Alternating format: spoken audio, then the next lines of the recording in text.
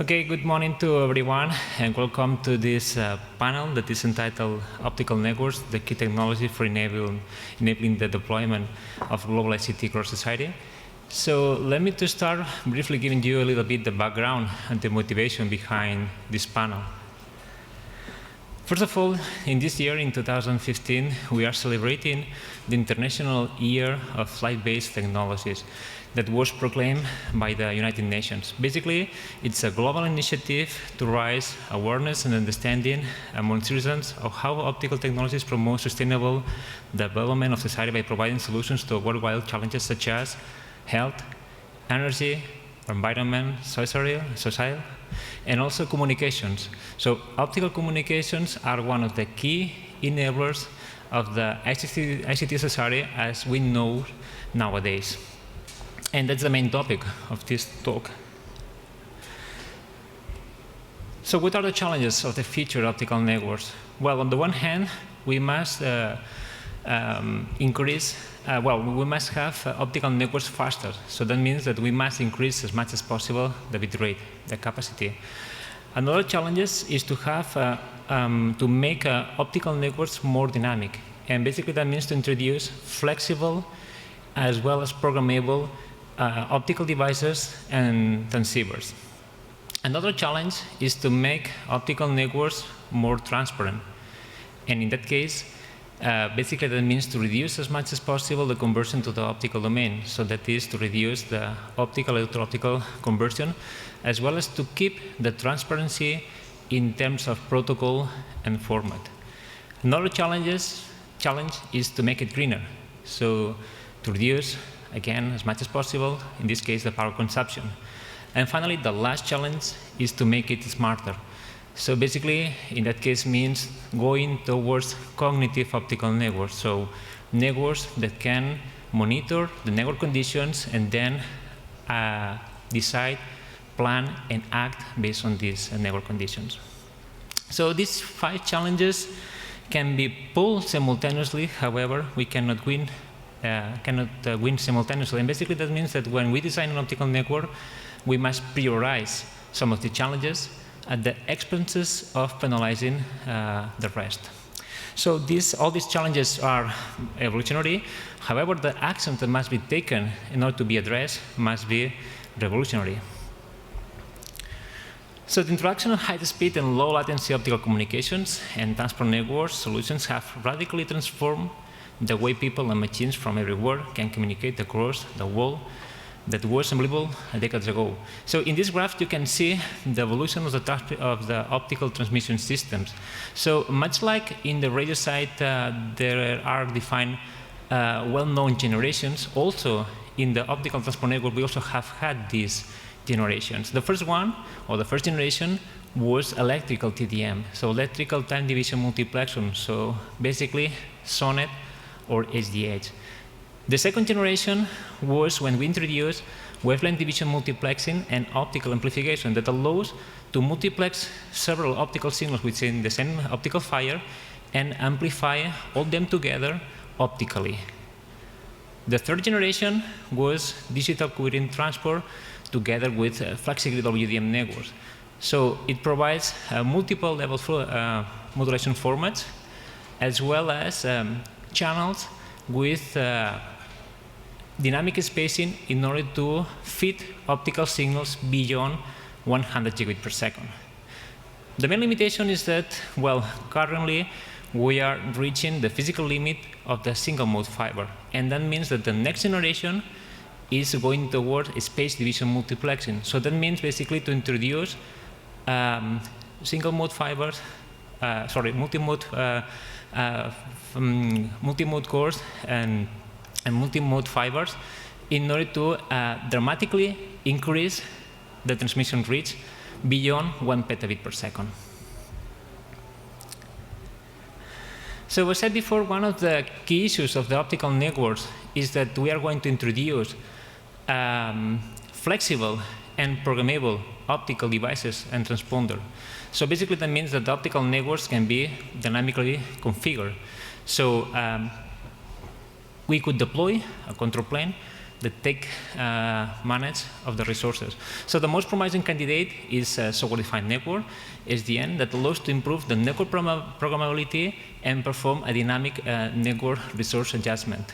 So the combination, on the one hand, of this flexible and programmable optical devices and transponder, and on the other hand, the software-defined network paradigm enables a wide range of functionalities that go beyond a commodity providing fixed bandwidth pipe for bulk data transfer. For example, what kind of functions could be achieved? Optical network virtualization, end-to-end connectivity across heterogeneous resources, cognitive optical networks, integrated orchestration of IT and optical resources. So this is just to mention a few of these functionalities that could be achieved thanks to integrating these two worlds. These functionalities are key enablers for newer scenarios such as 5G, also smart cities, cloud and big data services, so data centers, as well as fixed and mobile conversion. So all these topics we are going to address in today's panels. So by the different speakers, we are going to address how optics can fulfill the requirements of these specific scenarios. Just to give you quite an overview of the 5G scenario, as an example, how optics could fit within the 5G. Basically, in a 5G scenario, we have two main requirements in order to provide end-to-end services. On the one hand, it is required to deploy massive distributed cloud computing and storage. Basically, the idea is that on the one hand, we must process all the data collected at the terminals, sensors, and machines. But also, on the other hand, we must also offer end-to-end NFV services. So virtual network functions running on top of virtual machines that are located in distributed data centers. So that's the idea. The second key requirement of the 5G networks is to provide a highly flexible, ultra-low latency, and ultra-high bandwidth virtualized infrastructure to provide end-to-end connectivity between data centers, because data centers are distributed, as well as between data centers and the UE, so the end users. So the idea is that optical networks are a key technology to provide these ultra-low latency and ultra-high bandwidth requirements, but also, on the other hand, since it can be programmed by software, can be integrated within the SDN and NFV architecture that is being considered within the 5G scenario. So these are the questions that we are going to address, or at least to provide an answer today in this panel. The first one is there room for research on optical communications and networks and in EU-funded project, or is it game over? The second one is, when will networks require to take full advantage of the emerging flexible and programmable optical device and transponder technology? Another question, are transport SDN and NSV a real value that will drive new business opportunities, or a hype? Do data centers really need advanced software-defined high-speed and ultra-low latency photonics technologies? And the last one, what is the role of space division multiplexers in telecom applications? So is there anything coming afterwards? So these are the questions that, we will try to provide some answers. And for that, we have an excellent panel composed of 4 panelists that will try to give an answer to these questions. And these panelists came from both the industry and the academy. So the first speaker will be Dr. Sebastian Bigot, that is Director of Optical Network Research Department in Alcatel-Lucent Lab, France.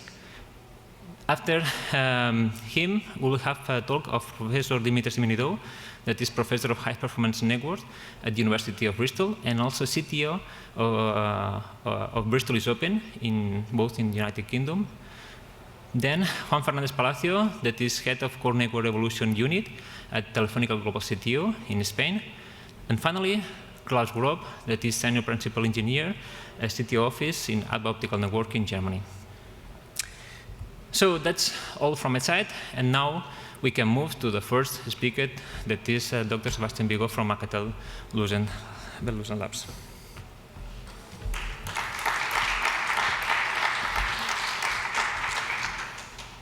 Thank you. So my topic will be data center, of course. It's written on the slide.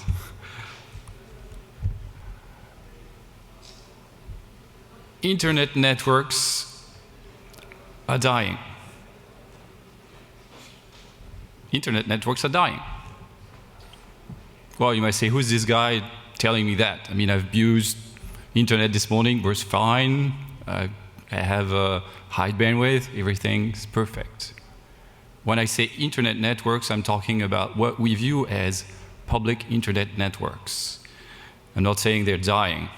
I just want to be provocative to workshop, so it's about discussions. But think about it. If you consider what has happened in the past 5 years, there has been a massive shift of data traffic from where we used to find them, that is in what we used to call the internet networks, into the networks of the content owners or the cloud service providers. That means that a lot of the traffic is no longer carried by internet networks, but by intranet networks, with everything that comes with it. Specific policies, private ways to manage things, so much for network neutrality overall. The point that I'm taking here is that the center of everything here is data centers. And that's the signature of the network I'll be talking about. More specifically, I'll be covering both networks linking data center and intra-data center, but more of focus on intra-data center networks. So you've seen this slide before. It naturally applies also to data centers. That is, we need to make sure that we cover all the 5 directions if we can, because there are needs for that. To make true progress in this field, we need to make them faster, greener, more dynamic, more transparent. And if you push too far in one direction, then the likelihood that there will be an impact on the other direction is very strong. So let's review all those trends one by one and see what that means when I'm talking about data center networks. So first, why do we need greener data center networks? So I'm talking about the network that interconnects the servers, so not the full power consumption of the full data center.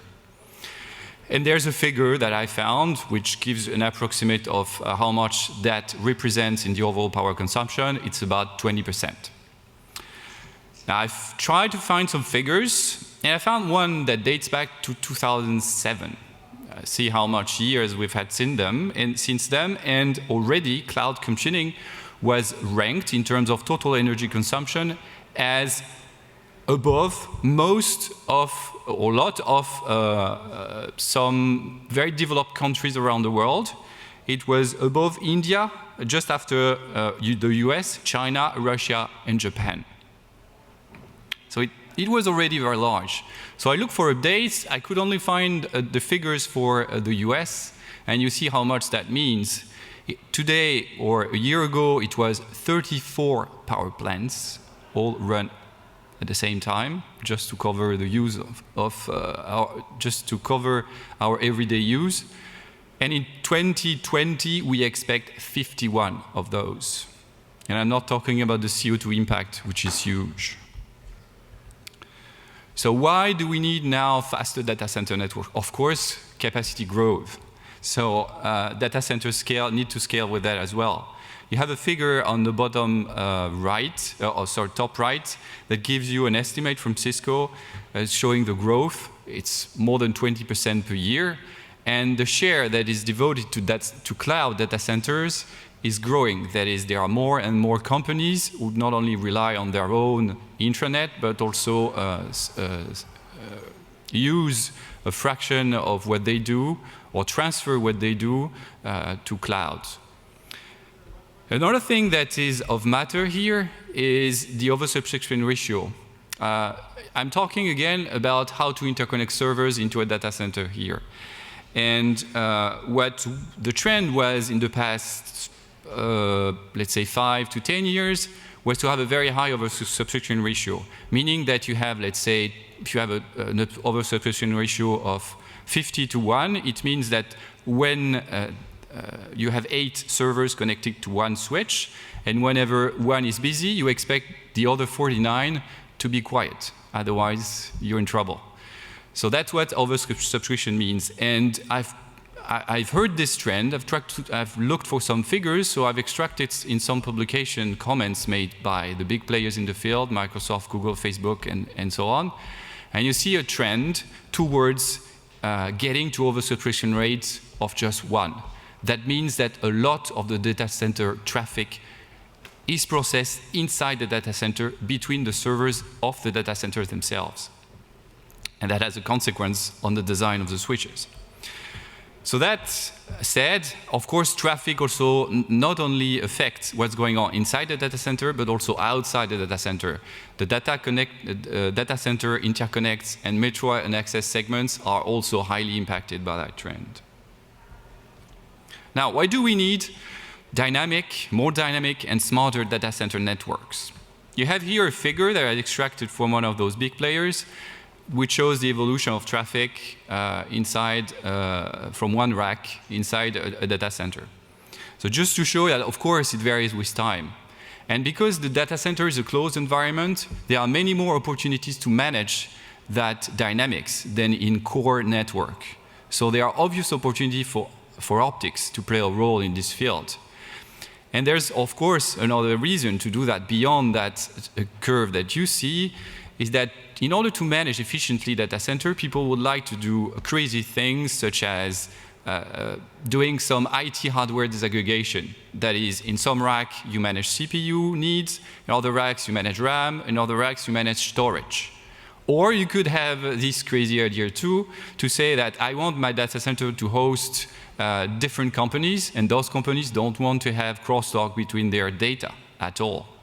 So we need to virtualize and have some dynamic configuration of the network to make sure that those two things can happen. That means that if you look at what these data center networks are designed today, we need to move away from today's network optimized from Ethernet protocols and start to think about how to optimize them for high-speed optics. It's also another thing that makes the difficulty of that need is the fact that traffic is very distributed. You see on the graph on the bottom, the matrix, traffic matrix inside a data center, relatively small, let's say 1,000 servers. And you see between top of racks, the darker spots means where you have greater traffic carried between the 2 points. And you see it is relatively spread all across. There are a few spots which are stronger than the rest, but overall there's basically very little way to really predict where it is. So overall, what we need to make a true efficient data center network, we would need to move from what we do in the core of the backbone today, that is 1 reconfiguration per month at best, to hundreds of reconfiguration per day. So think about the challenge. Why do we need more transparent data center networks now? Because if we do so, we can avoid processing transit traffic. And processing transit traffic is good because then you can save on cable count. You can also save on transponder count. You can reduce the size of buffers. So if we can, it's worth it. Transparency also means transparency in terms of data diversity. I was talking about disaggregation. I could talk about all the 5G services that will be hosted in those data centers. And they also need to be transparently managed as every data with a single control too. And SDN can do a lot of things, but probably not everything. Now, there are a number of solutions that have been proposed to fulfill the requirements, some of them, but still a lot of research ahead. I just want to give you an illustration that I like very much. Of course, it's from my team, so it's easy to say that.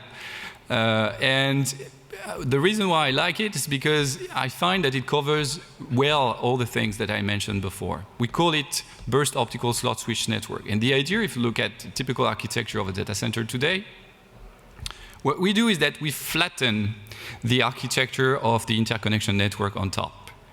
And we actually have a very big ring interconnecting all the top of racks. So actually it's slots, data that are moved from top of racks to top of racks just in a single ring. So we did some computation. We found that in terms of energy consumption, there is a reduction of factor of 3 with respect to today's technology. Of course, it's fast because it's based on coherent technology and can support a terabit per second very easily. It's dynamic. It's the most dynamic optic solution that can exist because it's manipulating optical packets. I'm not saying it's more dynamic than electronics. It's just more dynamic than traditional optics. And in transparency translates into also big savings. And I'm talking about interfaces and cables by a factor of 5,000, up to 5,000. Depends on the topology and a lot of things. And here, I'm not talking about all the cables. You still need to account for the cables between the server and the top of racks. I'm talking about the cables that link all the top of racks together. These are the blue, all the network that interconnect the blue boxes that you have on my slide here. So I hope I convince you that there's still a lot to do to make optical networks compliant with all the requirements that would be needed to make them efficient, fast, and compliant with the needs of the future. Thank you.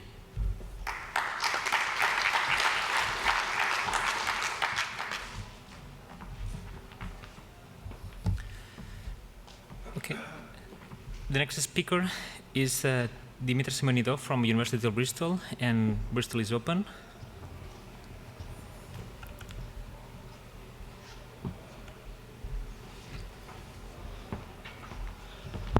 Thank you, Raoul. So I would like to introduce here Bristol is Open as a smart city testbed with a programmable fiber core. So Bristol is Open is a joint venture between Bristol City Council and my university, University of Bristol, which is actually delivering the world's first programmable city. And I'll go to explain what we mean programmable city during the next 10 minutes.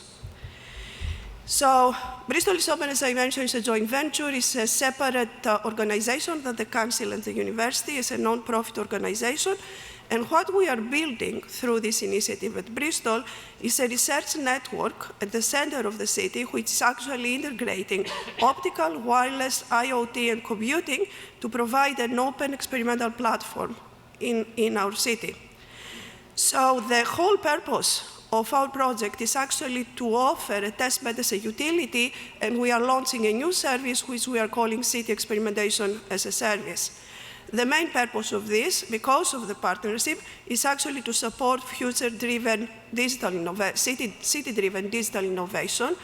And the two main technology pillars of our architecture is SDN and programmable optical networking. And I suppose that this is the reason that I am in this panel, just to give you a view how we believe, and we see already that flexible and dynamic optical networks could have an impact in actually creating and scaling smart city environments. And this is a message that you are not, or we are not getting very often.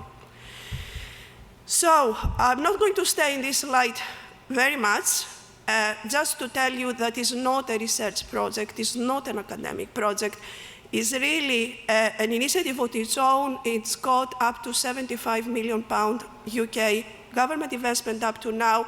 Of course, it's focusing on research and innovation, so it's a platform for academic research, but at the same time, the big focus is on the businesses. So we are looking actually to use the project for regional, national, and international support of industry, and especially with a big focus on SMEs and spin-outs.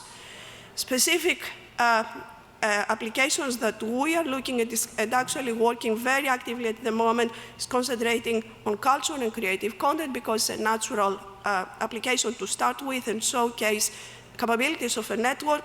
However, we have access to all the services and data from our council, and that is ranging from, for instance, critical services. We have about 13,000 censored houses for assisted living connected to our network, and we're very much focusing on use cases like e-health and social care.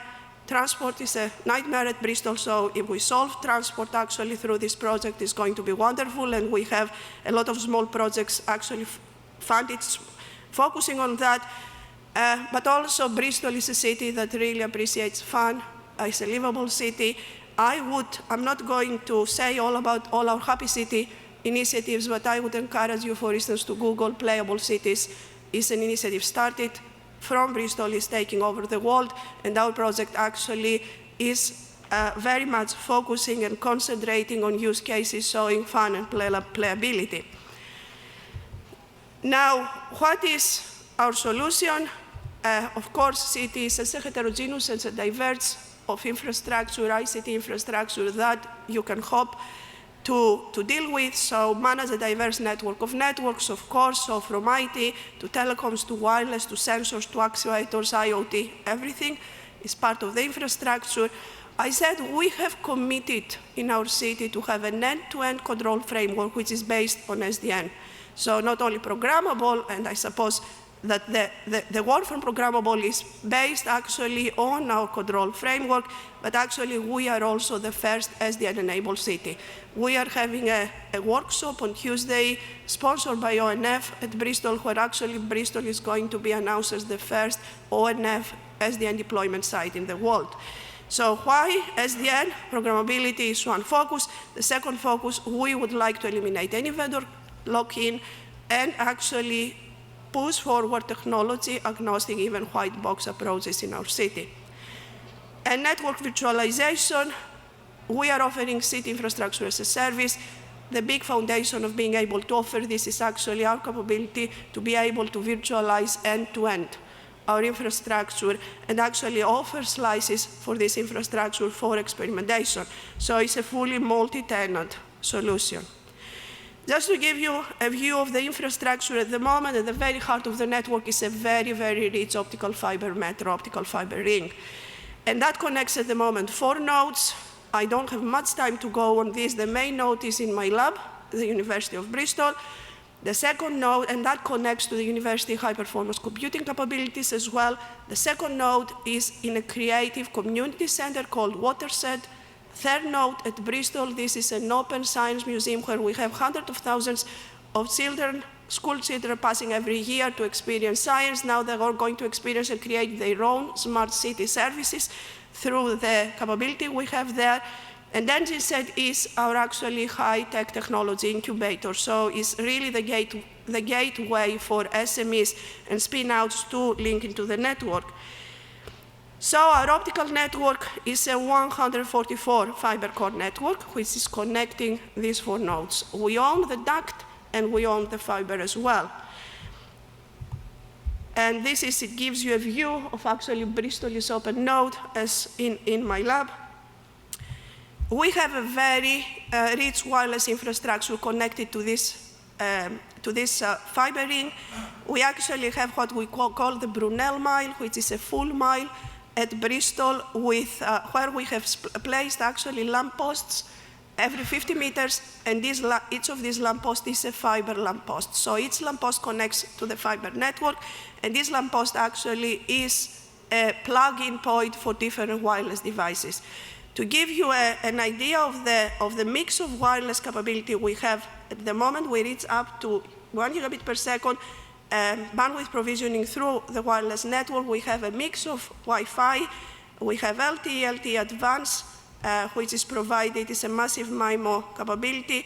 We have a 60 gigahertz millimeter wave, also devices provided by a local SME company called Blue Wireless. So this is a mix. I must say that one big requirement of our network, every actual device that plugs into the network, it has an SDN agent and is SDN enabled. So it could actually plug in and work with Bristol's open SDN control framework. We've got an IoT network, and we implemented this through an RF mesh. So our RF mesh spanned the whole city, there is based, really, the mesh networking is based on 54 fiber-connected lampposts. So again, our IoT network is actually through the aggregators. They connect directly into the fiber core, and then there are clusters around these 54 fiber-connected lampposts. At the moment, we have actually completed the deployment of 1,500 sensors, which are mainly smart lighting and also CO2 emission monitoring sensors. And cloud infrastructure, I mentioned that our network is connected to HPC, but also we have a lot of actually HPC computing, which is installed very close to different points of our network edge, and this is to support actually very low latency applications. As we are in an optical panel, I would like to show you the composition of the wired optical nodes. At the very bottom of it, and quite fundamentally, we have a large 200-port optical switch. And this is really to manage topologies, to manage connectivity. We are actually able to interconnect all the 144 cores of the fiber infrastructure through this switch. In each node, we have cloud capability. We have layer 2, which is actually SDN control layer 2 switches, and these are carrier grade that they give us capability to connect into the network at layer 2 from 10 to 100G. And also I would like to actually draw your attention that part of each node is actually what we call user programmable boxes. Those are FPGAs. At the moment, they are net FPGAs that they can support 40 gigabit. Total output, but actually we are thinking the placement of more high-performance FPGAs there, and I'm going hopefully to have time to discuss why we have the need of the FPGA programmable box there. As many of you coming from the wireless domain, I thought that I would give you a very quick view of our wireless capability. I mentioned about Wi-Fi. This is SDN control Meru devices. And you can see we have a strategic partnership with NEC. NEC is actually one of our key partners in this project. We have a lot of NEC deployment in our network at microwave backhauling and LTE. On the layer 2, of course, you can see some of the 60 gigahertz millimeter wave technologies. We are working with National Instruments on the massive MIMO capability, and you can see here also the module from the Silver Spring gateway into our IoT platform. We never actually marketed this infrastructure as a 5G infrastructure. It's a smart city infrastructure that could last well beyond 5G. However, I believe that we end up to be one of the first places in the world where we are having a 5G deployment out in a real environment, and we are going to demonstrate seamless integration of 4G and 5G infrastructure for service delivery to real users. It's all really part of what we call the provisioning of our SDN framework. We call it the city operating system. It's more than an SDN controller. In brief, it gives us capability to actually control end-to-end with SDN, the whole infrastructure, but also, as I mentioned, to give the capability for virtualize and slice, and many other things which I don't have the time actually to talk during these 10 minutes. You can see here, for instance, we are going through a huge effort at the moment, and we have completed much of it together with the vendors that we are collaborating to actually provide appropriate SDN agents to the whole heterogeneous range of technologies we are supporting in our infrastructure, and also to be able to support abstraction as well of these resources. And you can see here some of the developments. I must say that all the provisioning of SDN agent into the wired technology plus Wi-Fi has been completed now. I talked about slicing. Again, we are working in order to provide an actual flexible slicing infrastructure. We are actually relying on this to support end-to-end experimentation in our city, and we are looking at issues of slicing across actually wireless optical infrastructures in a flexible, dynamic way, but also through infrastructure isolation to offer extra features of security to our experimenters. Another feature of our infrastructure is this reliance on programmable hardware. So yes, programmability through SDN, yes, programmability through virtualization, but actually we would like through our infrastructure to allow our users to experiment with actual physical infrastructure, with the hardware, because we believe that there is a lot to be learned, especially as we are moving through different technology generations and as we're facing challenges to support very big increase of IoT, for instance, platforms within the infrastructure. For those of you that you are from the optical community, probably you have seen work published widely the last few years from our team on what we call architecture on demand. Our optical nodes, it actually works with dynamic placement and architecture synthesizing based on architectural demand, on actual optical backplane switching, but also in this case, we actually link, and this is exactly the role of the FPGA user programmable box in our main nodes. We link programmable, synthesizable optical nodes with FPGA platforms and of course with our full SDN framework. As this is quite difficult to go through and explain the architecture, I just would like to say this is really what we are doing at the hardware level.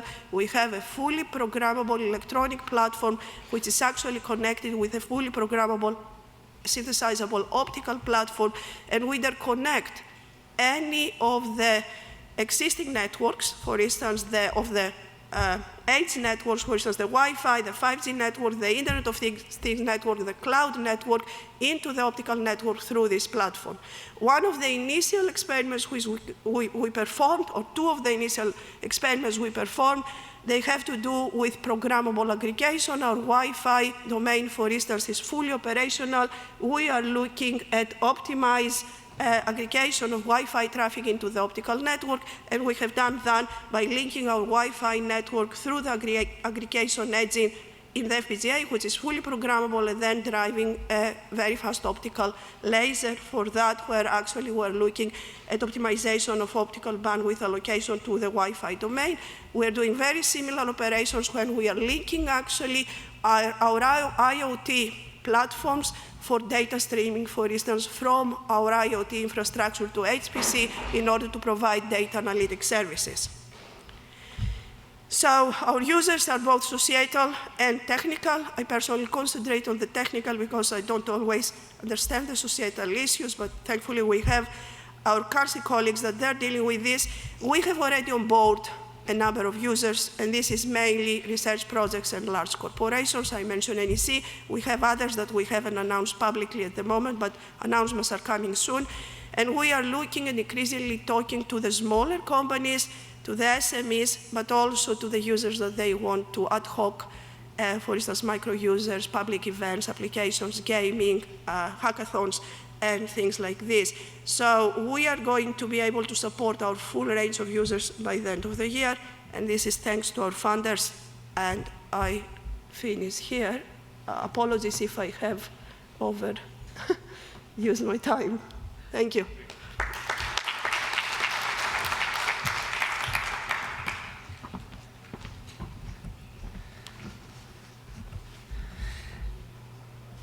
So the next speaker is Juan Fernández Palacios from Telefónica.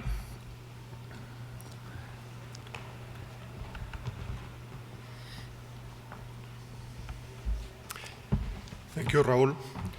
In this talk, I will talk about the transport network evolution, the main challenges a network operator should face for the transport network evolution, and the role the optical network should take in this process.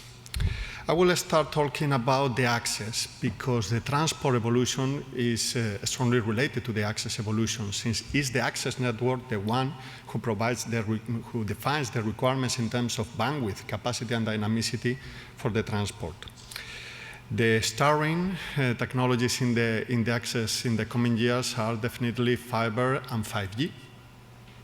For example, currently, we could have in the Telefónica network, we are typically offering access services over ADSL at 10 mega, 300 mega over FTTH, and wireless access using 3G and 4G.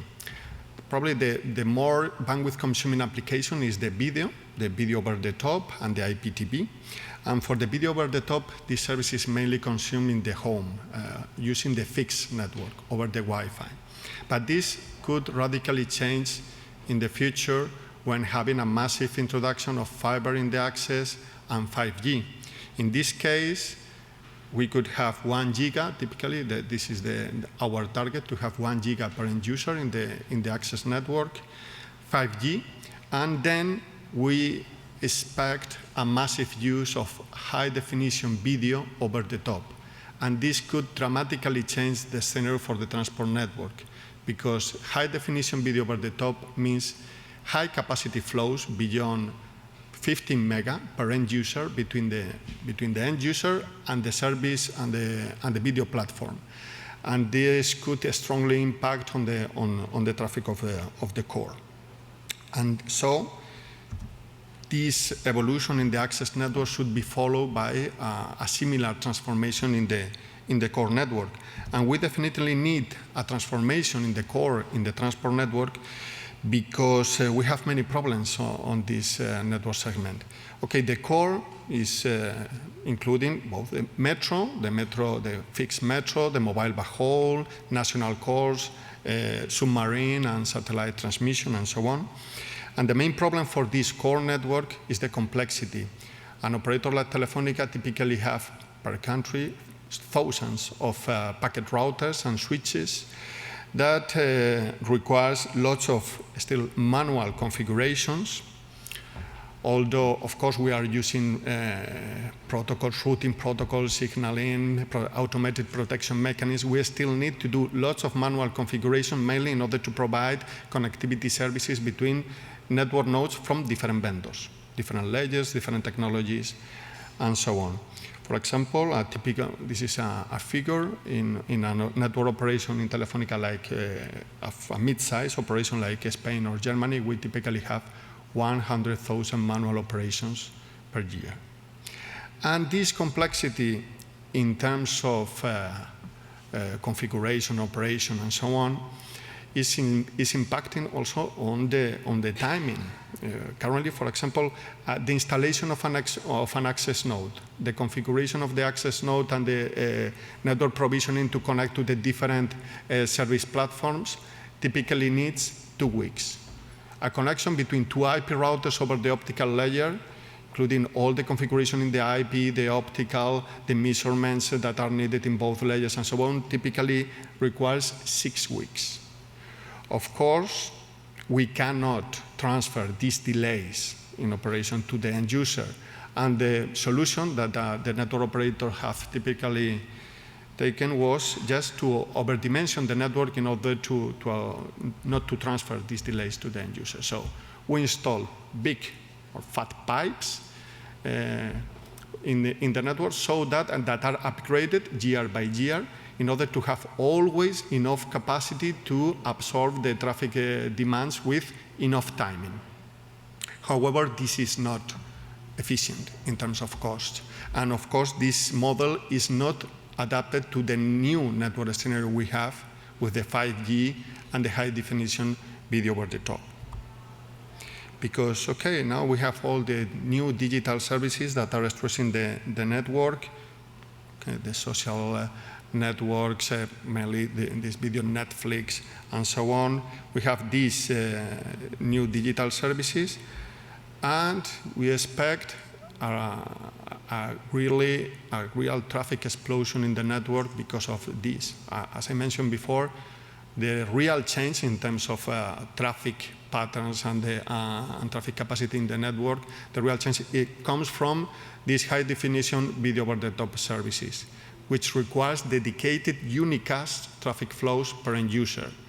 And with this, with the appearance of these applications, we expect, for example, just in Spain, a growth of from 1 to 5 tera, that is the traffic we have nowadays in the network, in the core network in Spain, to 7.5 in 3 years.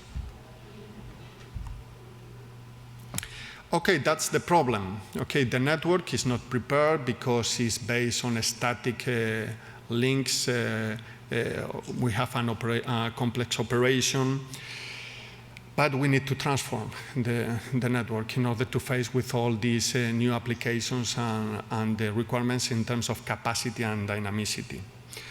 And the technologies that the main technological pillars we think will help us to address these problems are SDN and optical networks. I think are exactly the same Dimitra mentioned in her speech.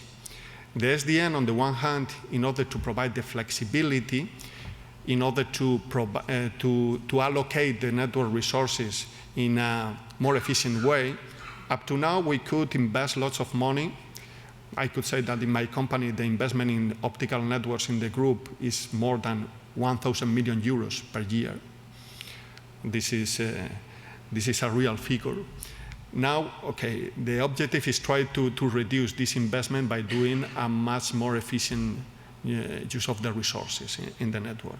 And first of all, we need a brain, and the brain would be the SDN. And the SDN, I think the main application for the SDN, or the main challenge for the SDN, would be the orchestration of the implementations or the networks from different vendors in the optical transport, in the data center, and in the access network. Okay, we have the brain, but we also need the muscle. We need the photonic network in order to provide the capacity. We need the hardware and the software, the SDN, and the programmable optical networks in order to provide this capacity at a lower cost per bit. Regarding the SDN, I will not go into the details, but as I mentioned before, the main application for the SDN would be the orchestration, or the main challenge. Now we have SDN controllers for different vendors, for different technologies. The main challenge is the orchestration, is the integration of, for example, the SDN controllers for the access, for the radio, for the wireless access, with the SDN controller of the backhaul network, of the optical network, and the SDN in the data center. And typical scenario in the midterm would be a direct connection of an end user to a virtualized function hosted in a data center in the metro, passing through first a 5G wireless access and an optical transport network in between.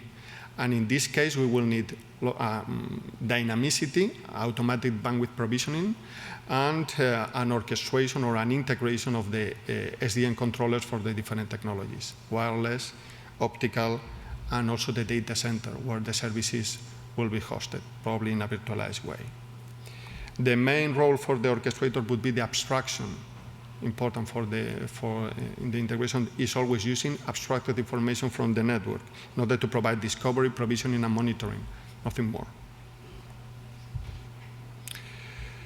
Okay, we have the SDN and then the optical networks. And regarding the optical networks, I think the main challenge or the main bottleneck in the next few years would be in the metro. In the metro, I'm mainly driven by the 5G evolution and the video over the top. Now, if we have 5G and video over the top, we could have, for example, the capacity per base station will depend on the number of users that are connected to each base station at every time. And this changes during the day. So we will have much more dynamicity, not only in traffic, but in time, but also in direction. So that, I think we will need an elastic optical network in order to provide this high capacity in an efficient way, in order to minimize the investment to absorb this huge amount of traffic. And for that, we will need these standard SDN solutions, integrating the control of the optical network with the control of the data center and the control of the wireless access, and programmable optical hardware, enabling this bandwidth on demand according to software commands.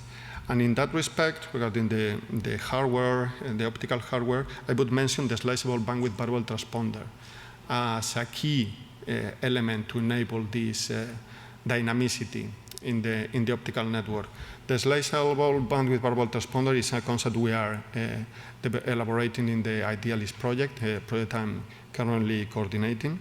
And the idea is quite simple, is to have a kind of universal optical transponder that could be fully programmable and could be configured having different flows to different destinations, or aggregating all the flows to a single destination, so that each different optical subcarriers could be combined in a complete free way, providing different bit rates or having different modulation formats and so on to have different also performance capabilities.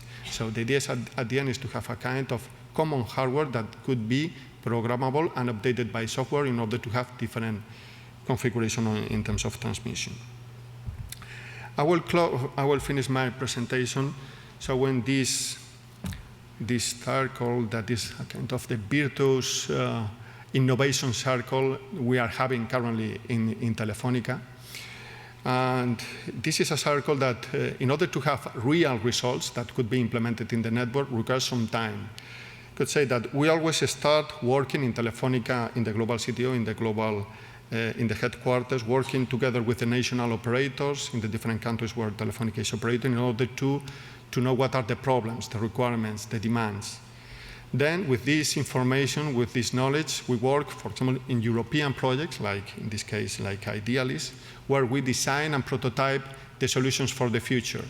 Then we work with the vendors and the academy and so on in the standardization and industrialization of these elements that finally are included in the procurement processes of Telefónica that, by the way, are also controlled by the same group working on innovation. So at the end, we have after typically 5 years, we have in the network the solutions that were defined in European projects. Currently, for example, we are implementing or deploying in the network solutions that were defined in European projects like Strongest or Nobel. We have them in the network, like GMPLS control plane, PCE,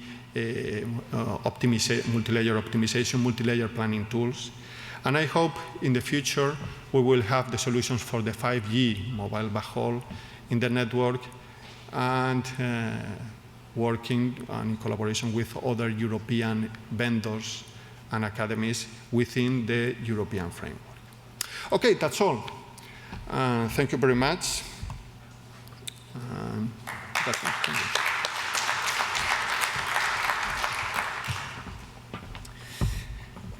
Thank you, Juan. So, and finally, the last speaker is Klaus Grob from ADVA Optical Networking.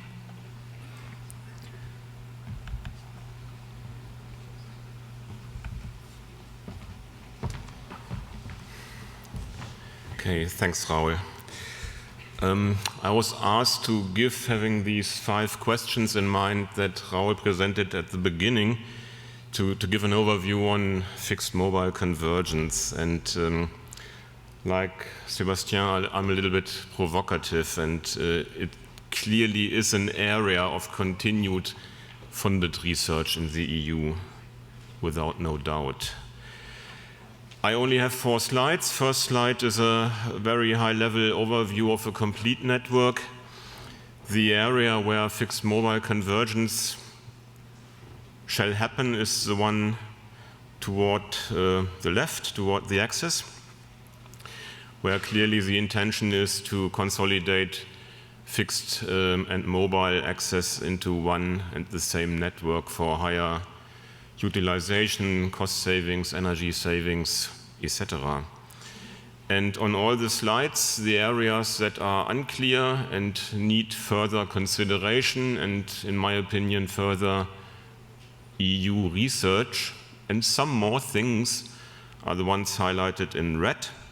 And that isn't to say they are completely unclear, because then I would have to answer the question, what the heck did you do in the recent EU projects that you were paid for? But if I take any, say, 2 or 3 EU projects that run or ran at the same area, they did or do not come to a fully consistent view. And that's not the fault of the projects, it's simply a matter of complex things, and that different groups may come to different conclusions. So in this case, in the overall network view, today it's not really clear where to place fundamental functionalities in the network, like the optical line terminations for PON access systems like the data centers, and in particular the BBU hotels, should it come to massive front haul scenarios. And there are, as indicated, many possibilities for each of the functionalities, especially if you combine, which is the case for any incumbent network operators with lots of sites, if you combine fixed mobile convergence with active site consolidation. That is the attempt to shut down a significant number of former active sites, passivate them, that is, move active equipment elsewhere, either further toward the backbone into fewer core sites, or further maybe possibly toward the access. And that obviously is a contradiction. Then next slide. This gives a view on the access/aggregation part of a network. So at the right-hand side, the backbones would connect. So I'm not talking about the backbones. These have been addressed already. And obviously, there are at least, if we consider fixed mobile convergence, two areas, well, with lots of open questions which somehow complement each other. The one is the converged access and aggregation network itself, the transport or whatever that is, infrastructure. Very likely, I think most of the projects came to the conclusion that that will be based on the one or the other flavor of a WDM-PON. And in order to avoid confusion, of course, WDM-PON covers NG-PON too. So a flavor of a passive optical network, passive because it saves on capex, it also leads to energy efficient access that makes use of more than just one wavelength in one direction in order to be scalable in capacity. I come to that on the next slide. And the other, well, big open question is what, for example, in the EU project Combo, and the first and second slide are a little bit influenced by the EU projects OASI and Combo. Sorry for not mentioning them officially. So one of the big questions is in fixed mobile convergence, more with the functional viewpoint, is what we then would call a universal access gateway, which could or would consolidate various functions, like, for example, a more or less standard carrier Ethernet switch for all the backhaul, and maybe also business access and other tasks. Like if the universal access gateway was the place for virtualized functions like an NFV server, which then could host various functions as indicated, for example, universal AAA as the usual first thing that comes to mind, which really could be consolidated between fixed and mobile and also put into an NFV server, various other things. And then, because that was also one of the questions, low latency, do we need it? Possibly yes, but in the fixed mobile convergence scenario or context, that would depend on the question, will we see massive front haul or will everything stay with backhaul? And that also massively relates to the question, are we talking 4G or 5G?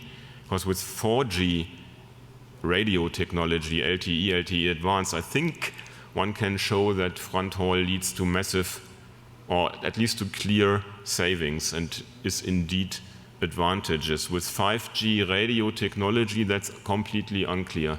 If the radio bandwidth increased by a factor of 10 and nothing changes in front haul, that might make front haul less interesting. But if it comes to front haul, we'd need a low latency cross connect, for example, if at the location of the OLTs also BBU baseband units are clustered or concentrated, that is put into what's called BBU hotels.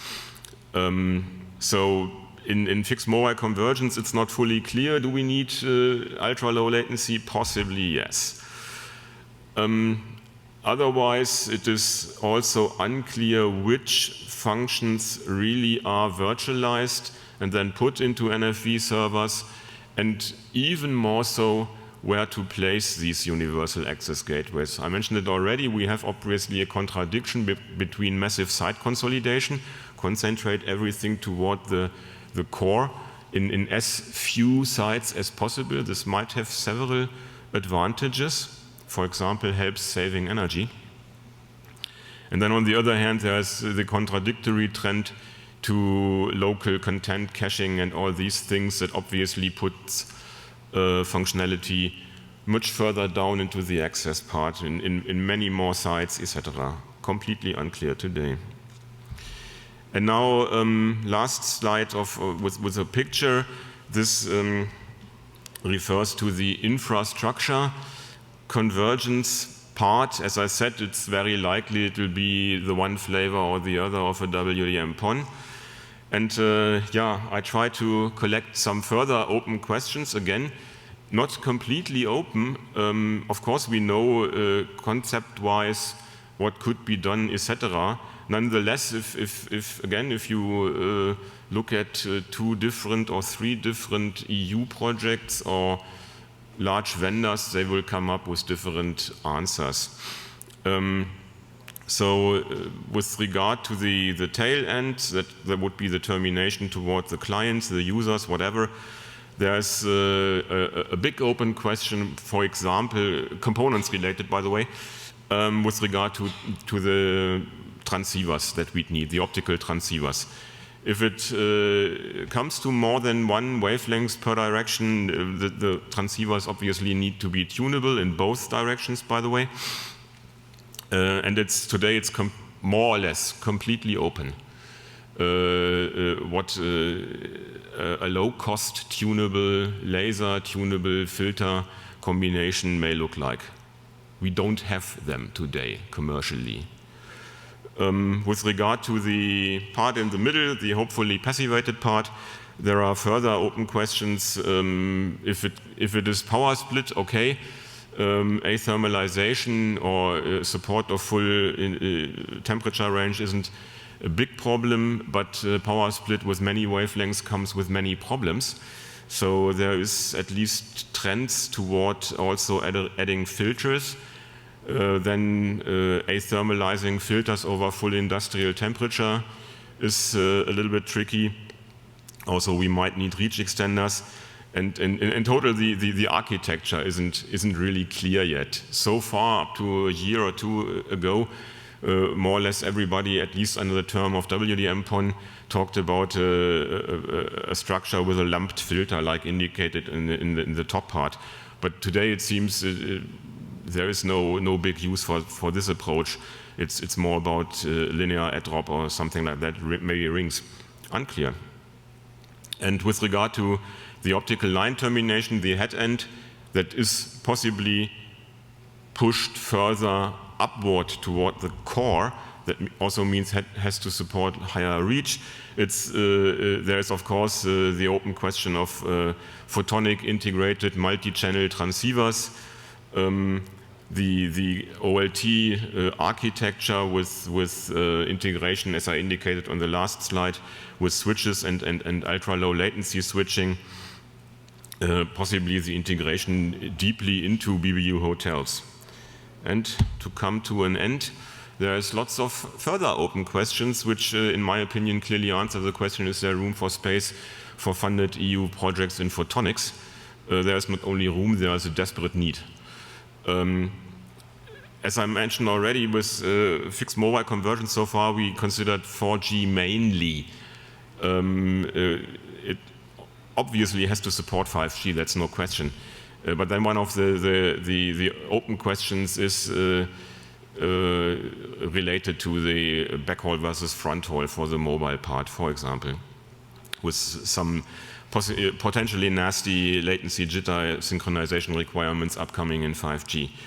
Then I put the components part in red because, is there room for space for funded projects in photonics? Yes, of course, but it must lead to components and also systems production in Europe. Because if that is not the case, first we lose jobs, okay, but if production is elsewhere, development moves elsewhere, in which case Europe loses key knowledge. And also, for example, consider military networks in Europe, of course. They will already have a problem if the European vendors have to use non-European components. So we obviously need to keep the components manufacturing that is still in Europe, and we have to increase it. And then there is lots of open questions regarding systems concepts. For example, just one of the open questions in WDM-PON, if you use low-cost uncalibrated lasers without own dedicated wavelength lockers, and you want to use them in power split, typical PON architecture, try to control that one, think about it, it's really nasty. And then there are lots of open network concept questions. I mentioned already the front haul versus something else. The site consolidation versus geographically dispersed local functionality, the NFV functions, where, how, which ones, and finally, provocative again, energy efficiency. It's, in my opinion, almost completely unsolved. Now you may say, well, we increased energy efficiency almost everywhere. Yeah, we are in a problem. We increased energy efficiency when 10-folding capacity in various areas, transport, routers, etc.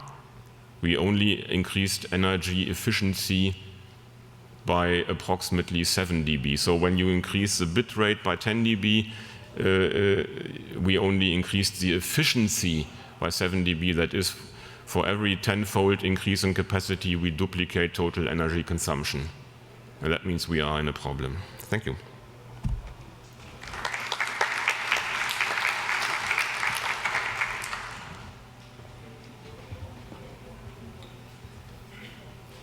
Yeah. Okay, so now we should start the panel discussion. And let me first of all start with one of the questions that I have showed you before, and then we could open the discussions to everybody that is willing to also ask to any of our panelists. The first question that I've shown you before is, and then I would like also to have an explicit answer from our panelists, is there room for research on optical communications and network in EuFunded project, or is it game over?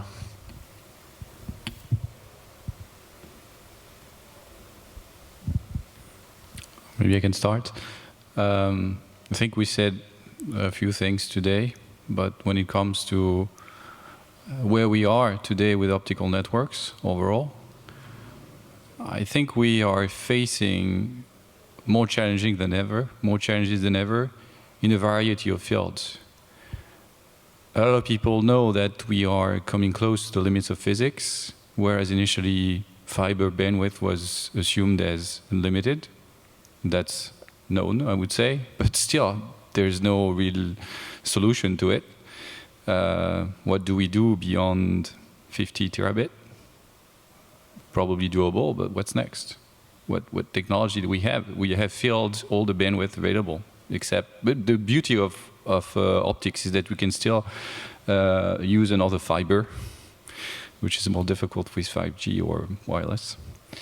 Another thing that at the same time has come up, which I don't think a lot of people have realized, is that because of these limits, I was talking about transparency, you talked about transparency too.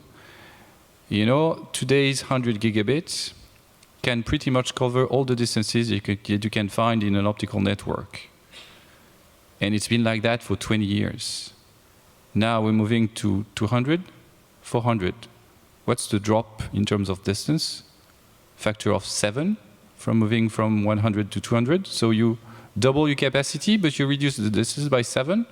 And if you go to 400, drops down to by a factor of 20. So how do you keep up with transparency with that? Well, I think completes, adds to the number of severe issues that we have, which leave a lot of challenges ahead. And I think those who have been considering that optical systems were a commodity will soon have a hard time when they wake up.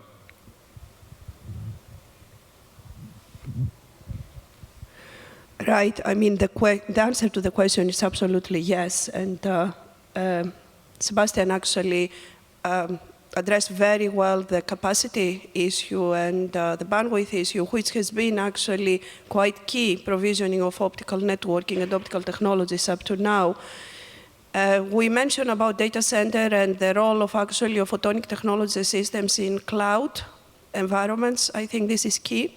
In my opinion, Europe at the moment is leading quite a lot of concepts in the field. And this is due to the research funding that's gone in the area in actually looking at optical architectures for intra and inter data center. And we can see how we influence a lot the opinion forming, and we are thought leaders in the field, I believe. Today I gave you a glimpse on a completely different way, a different application of deploying optical networking, and this is on smart cities. I mean,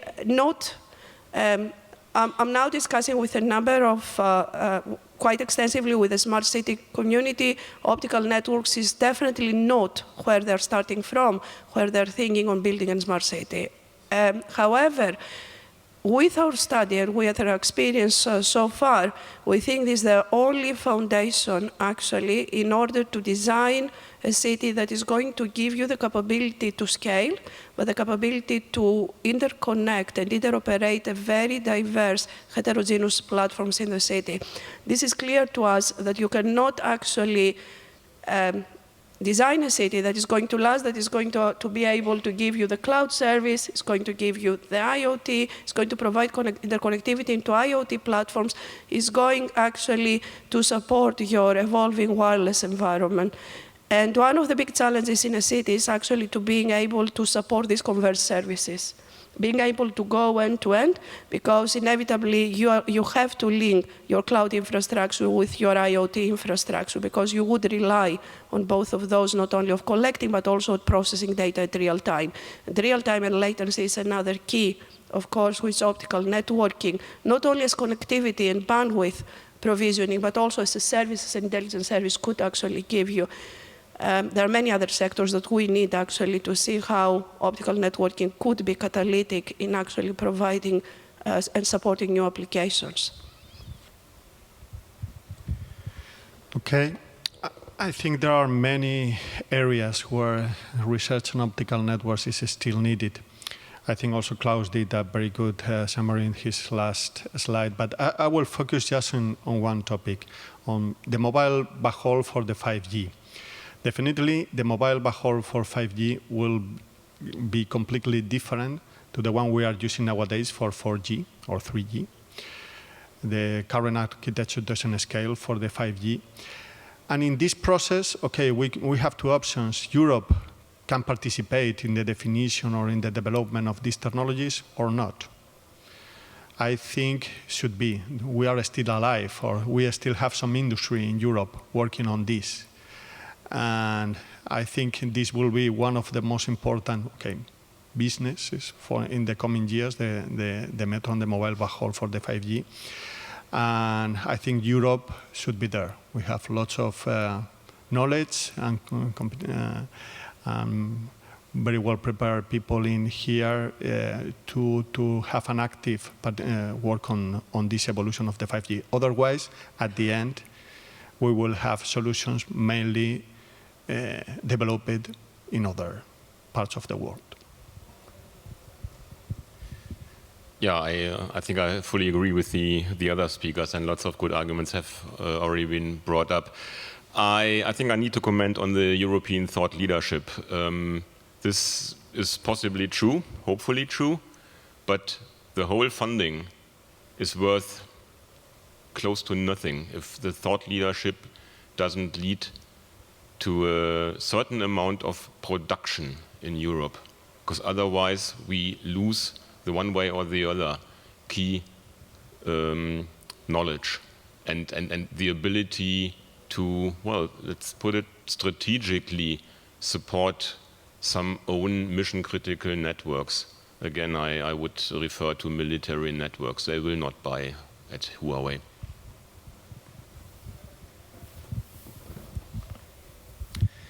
Thank you for the answers, because I would also like to add that sometimes, at least that's a feeling that we have, is that most of the people consider that the networks is some kind of commodity, is something that is there, is something that, well, provides bandwidth. Most of the people think that it's unlimited bandwidth. I don't know how, but they suppose that, well, it's a commodity that is providing this fixed and static bandwidth, and it is only used for transport. So as we have seen here, we have well, seen a lot of examples in which we are going beyond. We take advantage of the flexibility and elasticity introduced by some novel optical devices that make that the transport networks can be programmed. And that's, I will say, one of the main outputs that well, we should consider from this panel, that optical networks are evolving from static point-to-point links towards this kind of towards this kind of optical networks that can be programmed. So what do you think, when we do really need to have this kind of networks, so networks with elastic and programmable optical devices commercially available?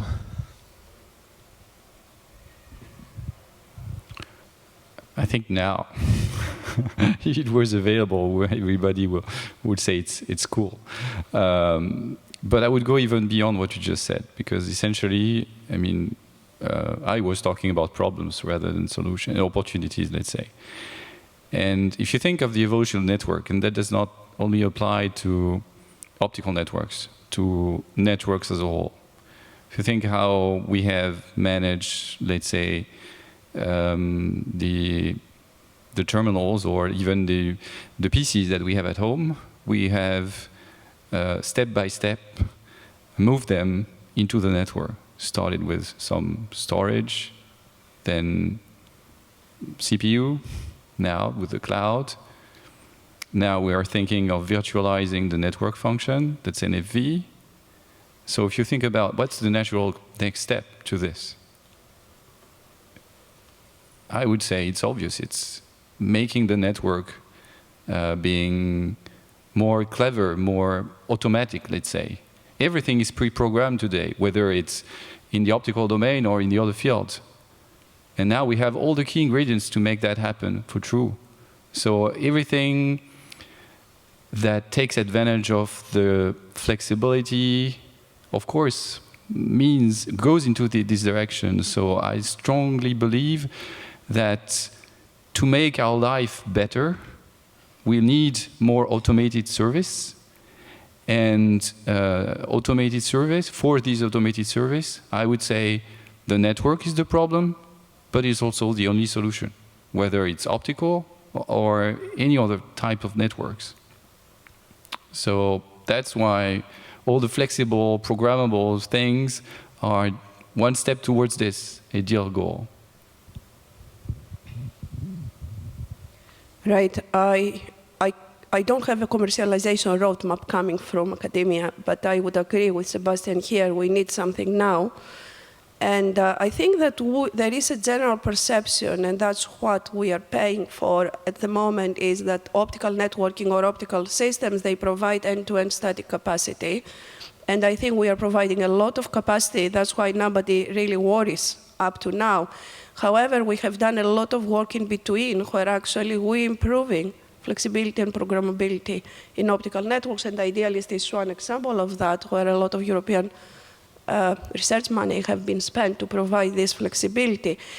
So talking about flexible and programmable networks, I think they're becoming critical exactly because of the unpredictability and the variety of the scenarios that we need to deploy optical technology. Therefore, have the capability to have open programmable platforms, not only software programmable, but hardware programmable, to optimize use of bandwidth, because bandwidth is going to become a scarce resource very soon, but also being able to manage the service is very, very important. Now, if there is a good business case for this, for the market, probably somebody else could answer, like Sebastian and Klaus, but definitely there is a need. Okay, I think optical programmability, the main benefits of optical programmability comes from when we combine high capacity, unpredictability, and traffic dynamicity. This is the perfect combination for programmable optical networks. I think this is happening now in data centers, in big data centers. So we have a need now for this. And once again, I think this will be a strong need for the mobile backhaul in 5G. Once again, if we consider the unicast video services per end user and the mobility, the unpredictability of the end user's behavior, so that we can have a given number of end users per base station along the day, then we will need a strong, high capacity and dynamic network to provide the bandwidth to these base stations. Currently, the networks are not prepared for that. We can give this dynamicity or this bandwidth using packet switching, but packet switching doesn't scale for the high capacity networks. In this case, the optical network will be a real business case for the optical network, and the application in this case what would be very important is also to have low-cost components, mainly based on photonic integration, in order to provide this programmability, elasticity at a lower cost per bit than the existing technologies. Yeah, again, I have to agree with my former speakers. I see two main reasons for the need for flexible networks, more or less now. I mean, once the roughly 100 times 100 gigabit per second per channel networks run out of capacity, we need something else. And since with the standard approach we followed so far, standard single mode fiber seems to run into a physically motivated, let's put it that way, stop. We need something more, and that is to make the network flexible and reconfigurable. That's the second reason, should also help limiting the network-wide energy consumption.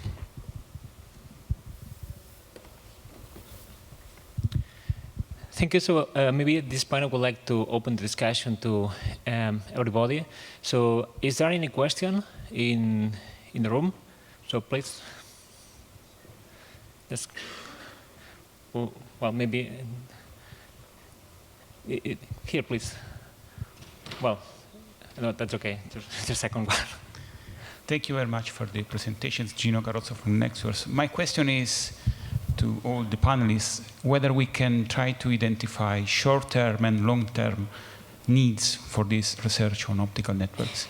And if you agree, based on the results that we have shown today, on the fact that the short-term need is for consolidating bricks and research from existing and running projects to try to invest on the experimentation at large scale, and on the long term, maybe the next technologies that still are unknown or to be investigated.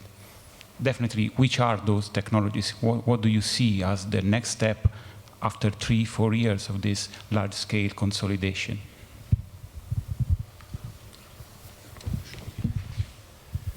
Thanks for the question. My usual contender for long-term candidate for long-term research, obviously, would be new fiber types. I mean, I think we all agree that the network for the 90+% will remain relying on fibers, not something else, and we need to dig into possibilities for new fiber types. My favorite could still be hollow core. And the rest, the near term, I think we touched upon on all the slides and the many open questions. Okay. For me, I think the short term would be mainly on the control the SDN, for example, the SDN evolution of existing hardware, we just have a need on the integration of the access, backhaul, and data center networks in order to provide automatic connectivity between the end user and a virtualized function hosted in a data center. I think this is a need for the short term, and this is something that could be, I think, produced in the next few years. It's just, let's say, software. And the long term would be on the hardware, I think, new types of fiber, photonic integration, and probably, yeah, the concept I mentioned in the talk about the sliceable bandwidth transponder in a photonic integrated circuit. Right. Short term and long term. Short term definitely would be actually optical networking solutions for 5G front hauling and backhauling. Also looking as a second step actually at fiber placement and IoT aggregation points very close to the gateway. And that's, we have done already some studies on this. Long term, we are having actually a paper at ECO where we are looking at hollow core placement in data center architectures. It's very interesting in terms of latency savings, and there is the big advantage. Still a lot of problems and a lot of need for research. Before I go long term in new types of fiber myself, I would like to see new research expanding the transmission band, for instance, going to 2 micron. In terms of transmission in existing single-mode fiber, so we can actually leverage existing fiber infrastructure. And then fast switching. It has always been something that we all want to see, a large size, considerable size of fast switches, especially for data center applications. And I know we are doing this research for many years, still a lot to be done and a lot of potential. Cannot say I have an obvious response to what I believe should be the technology for the future. I think all those that we mentioned are worth continuing investigating.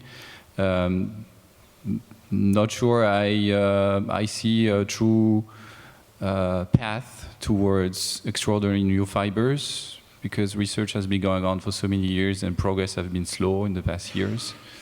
I believe in fast switching for sure. You've seen my presentation. I think whenever we can start manipulating light, whatever content, generally high-speed content, with a control that is at relatively low speed, then we have an advantage with respect to electronics, because you have a container that you can route. And again, if there's a difference in speed between the speed of electronics and the speed of light, no, I shouldn't say speed of light, the bandwidth of the light data that you manage, there are true opportunities that have not found their way up to now, and I think all the ingredients are there today. Thank you for the answers. There was a second question here, please. And also a third question there.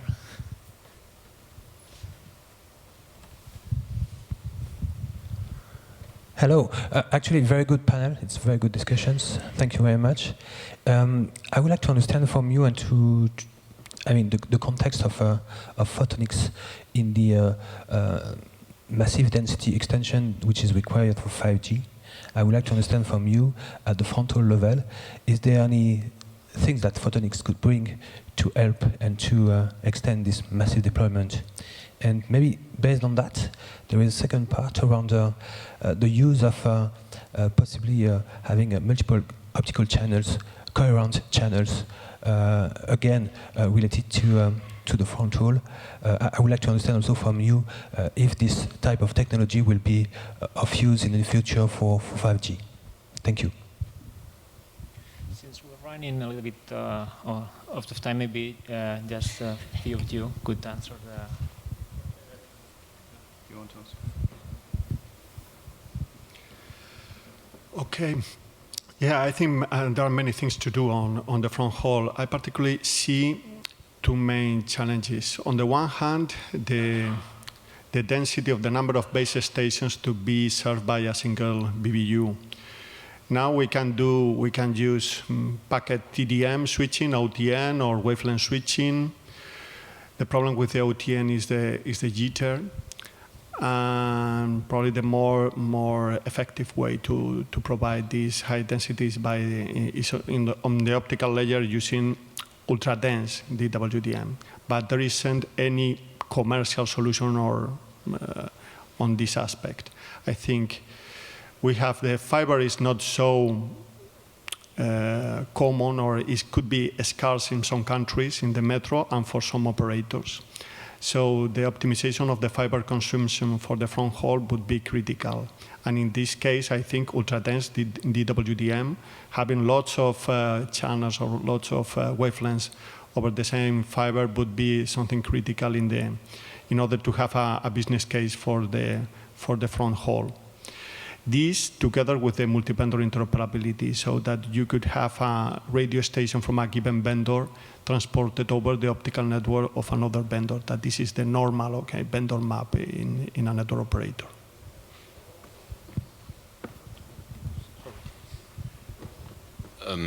Yeah, I do see a potential application of coherent in 5G front haul, at least critical.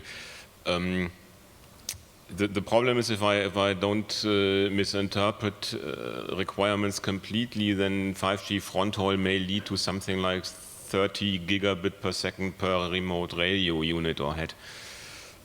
So we have to cope with something, with low cost requirements and implementations of bit rates in the range between somewhere 25 to 40 gigabit per second. And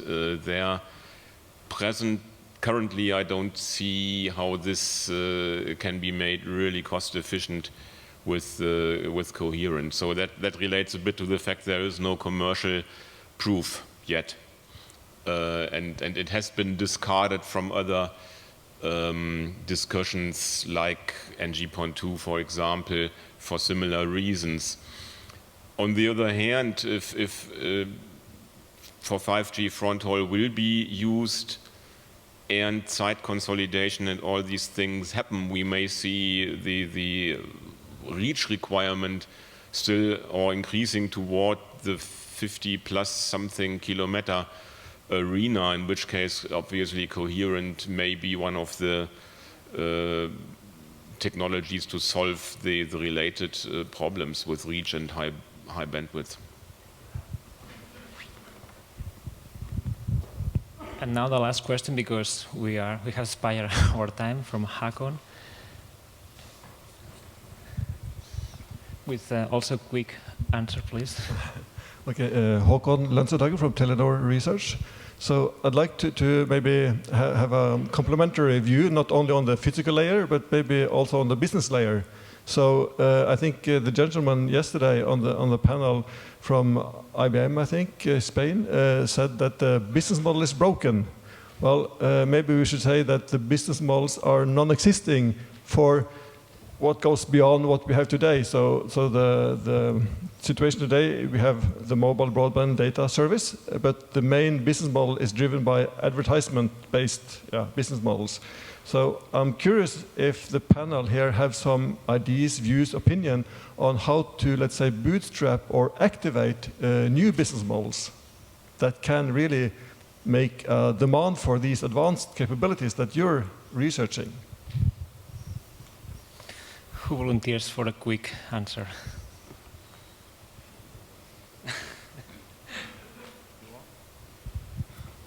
I can just cast a possibility, not more, because it's really a very complex problem. I think the path towards network programmability is one of the windows open to fulfill that requirement. If we are able to really slice networks, then we can start thinking of doing the kind of things you were talking about, starting monetizing network delivery in a different way. That's all I have to propose. Yeah, very quick. Yeah, I think the business model is broken for the network operator. If the network operator have to do the investment, the operation, and pay the taxes in Europe, for example, while the over-the-top of the internet players don't have to invest anything, don't pay taxes, and have all the money on the advertising. In that case, I fully agree. The business model is broken for us, not for them. So we have two options. We can become a digital telco and also provide these kind of services, or we can transfer the network and take value of the network in order to provide better services with a value add than the over-the-top players. In that case, they could or become a network operator and invest in networks and in equipment and people and so on, or they may lose some of the business. But now, if everything remains as nowadays, the business model is broken for the operator. Okay, I'm sorry, but we don't have time for more questions, so let's thank again all the speakers, and also thank you very much to all you for attending.